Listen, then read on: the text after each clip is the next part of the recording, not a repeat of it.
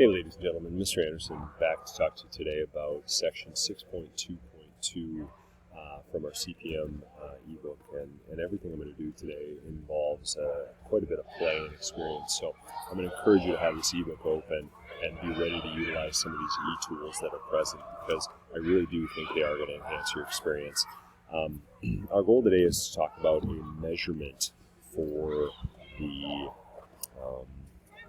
level of accuracy a LSRL can provide. And this thing that we're going to talk about is called R, and I'll explain what R is in just a moment. But we have here in the description of our lesson, right before we start the first problem, we've seen in previous lessons, the smaller the residuals and the smaller the sum of squares, the better our line of fit is. And the problem is that's not an effective comparison tool model to model. So let's consider the pizza parlor example that we had in our last lesson. We saw a very, very, very small sum of squares, okay? But what if I was dealing with a scenario that was measuring in an entirely different unit, like a geographical representation on distance traveled and fuel economy, right?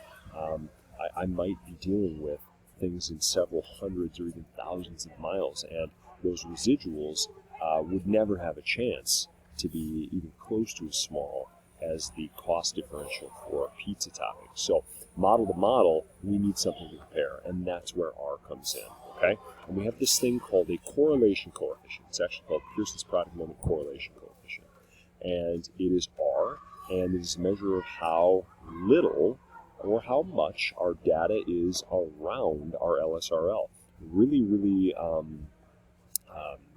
small values of R can mean something, larger values of R can mean something, and the sign on R can mean something. And our goal is to look at those things today. There's something, somewhat of an e-tool in our 6-67, and I'm going to encourage you to pause this video and play with it. Even before I keep on, pause this video and play with it, and I'm going to kind of guide you through some things that I notice, okay? So here we go. I click on it, and I have the directions in 6-67, and I can see here that we've got 3 points in the first quadrant. I've got a least squares regression line, and if we scroll down, we can see an R value, and this is something that is calculated by decimals. We're not going to be doing this by calculation by hand.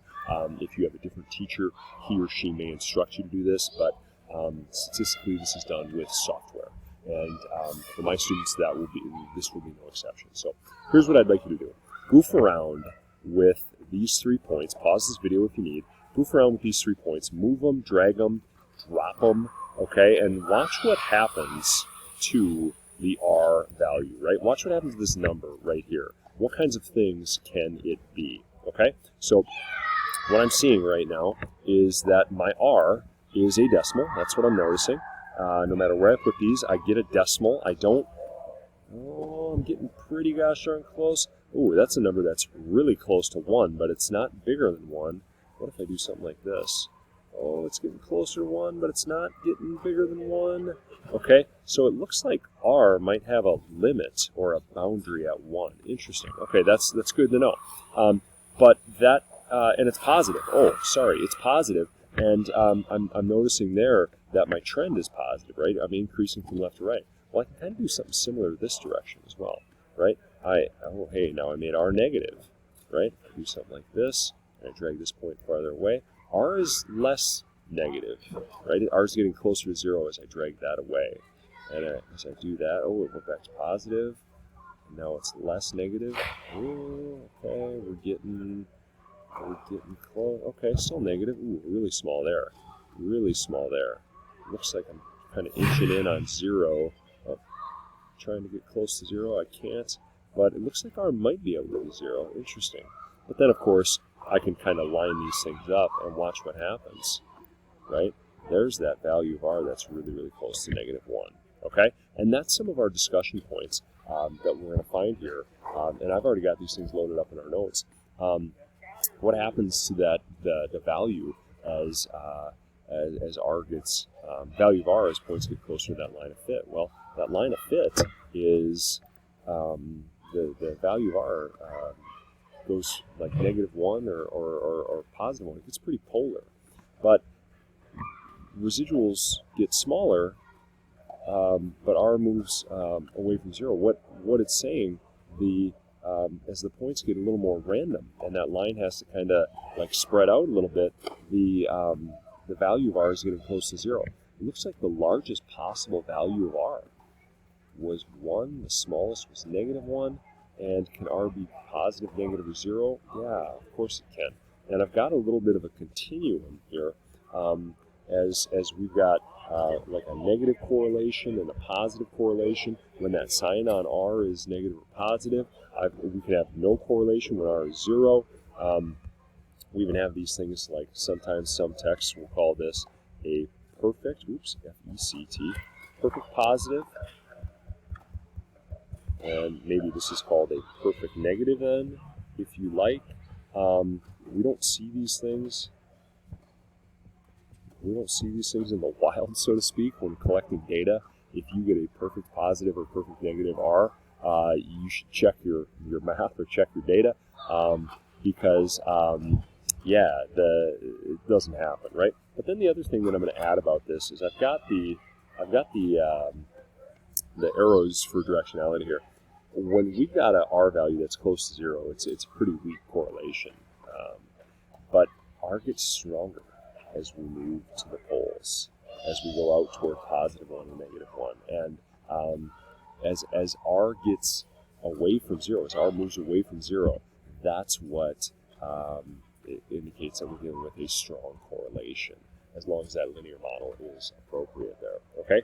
In 6-69, we're going to put some of this to practice, and I'm going to give you guys some hints. If you want, pause this and try this. But we've got 1, 2, 3, 4 R values, and we're asked to make a prediction about which R value is associated with which scatter plot. Well, first thing I notice is in part A, this line has a negative trend. That is, we're decreasing from left to right, and that is going to come with a negative correlation. All right. The other thing that I'm really in tune with here is that this particular data set is really, all the points are really close to this line. So this is telling me that I've got a strong negative correlation. So check it out, folks. Which one of those is a strong negative value? Now I've got 2 negative values. This one is far stronger than I think maybe the other one that I see here.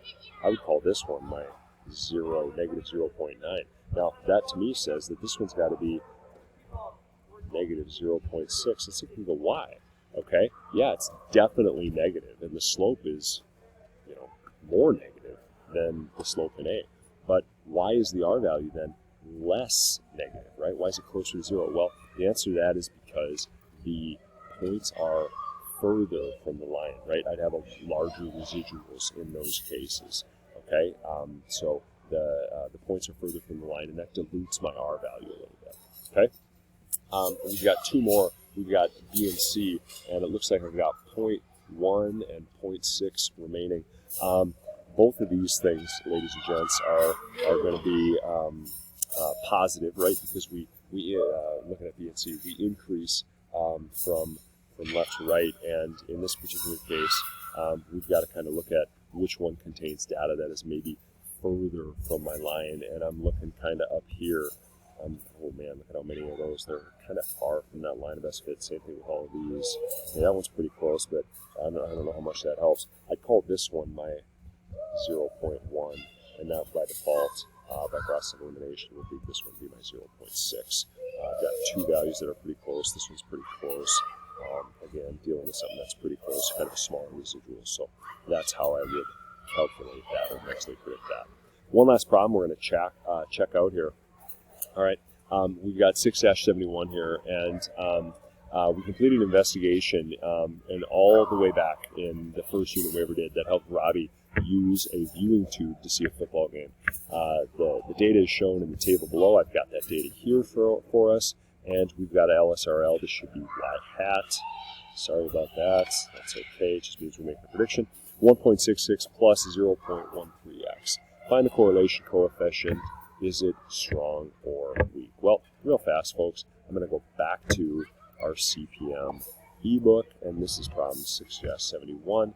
because, again, why the heck would I do this by hand? But there is no e-tool. So what we're going to do here is I'm going to pause it. I'm going to get this entered in my Desmos, and then I'm going to show you real quick how I would have Desmos do this for me.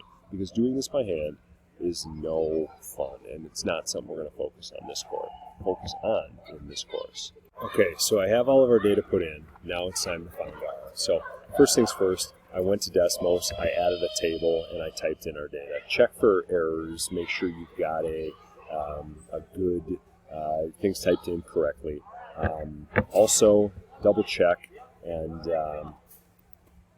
you can adjust your settings, okay, for your scale.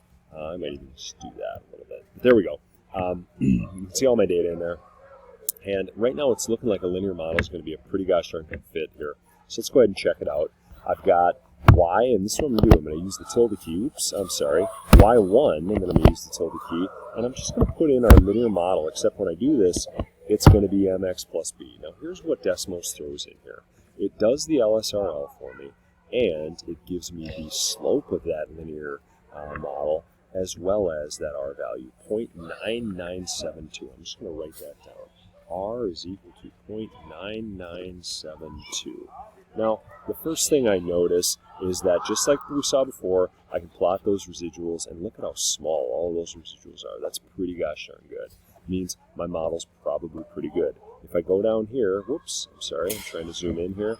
I do not have an obvious pattern here. I go one below, that's above, above, above, maybe on, below, above, below. No obvious pattern. I'm thinking a linear model is going to be a pretty good fit. So what do we got? We got R is equal to 0.9972. All right, we've definitely got a pretty strong association here between these two things, the distance from the wall and the amount of field of view. Okay, so the form. I would start by calling the form linear, right, because a line is a good representation. The direction, I'd call this positive. And the reason I'd call it positive is because my R value is positive. The strength, I'd say, very, very strong, right? Because we are extremely close to 1. It's not perfect, but it's extremely close. And then, of course, do we have any outliers? No. Your teacher might talk to you a little bit more about outliers, but outlier is just a point that would lie very, very far from our line of fit, and I don't see that here as well. And maybe to clear that up a little bit, I'll turn those residuals off. Okay? You already know a graphical way to determine if the form is linear by, I'm looking at C, by the way, by looking at the residual plot for the data. A mathematical description is the slope. A mathematical description of the strength of the correlation. Mathematical descriptions for outliers will be dealt with in a later course. Describe the form, direction, and strength of viewing tube data in more mathematical terms than you did in Part B. What I tell students to do here is come up with a sentence. And your sentence should always include context. So something to the effect of there is a positive linear strong positive linear relationship between my two variables, between the distance from the wall in inches and the field of view in inches. Okay? Because that's really what the goal of our statistical description is. We want others to understand everything that we're saying, right? And a well-written sentence can do that for us. Because if our description isn't understandable by others, it's not a very, very good description. Ladies and gents, a tiny bit of preview for you here. There are 1, 2, 3, 4 problems here. And these are going to find at the end of section 623. Okay, so 73 to 76, give these a shot. They're going to let everyone know maybe what kinds of things that are going well, what kinds of things still need some work. Ladies and gentlemen, thank you for watching. Have a great day.